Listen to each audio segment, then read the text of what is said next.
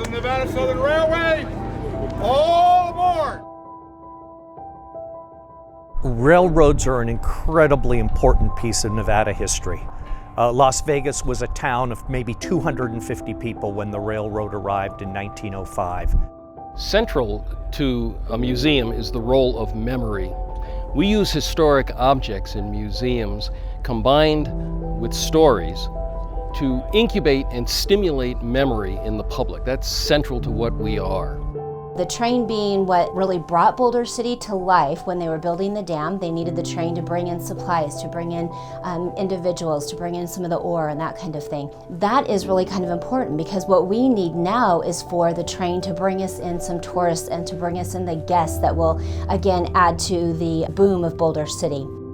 Here in Boulder City, we've been able to create a museum with limited resources.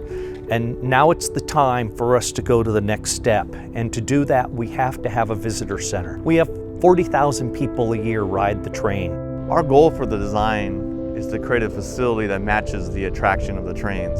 And we do that through a sequence of design. We start with the Great Arrival, and that community plaza is open to the public. And the highlight of that community plaza is the Davenport, which is the original train car that used to take materials down the Hoover Dam during construction. Visitors are then greeted with a facility that is respectful of the history of Boulder City and of Hoover Dam, but is new and modern to railways. And we do that through use of materials. We use the foundational materials of concrete for the base of the building, but then we move into other transitional materials such as wood and steel.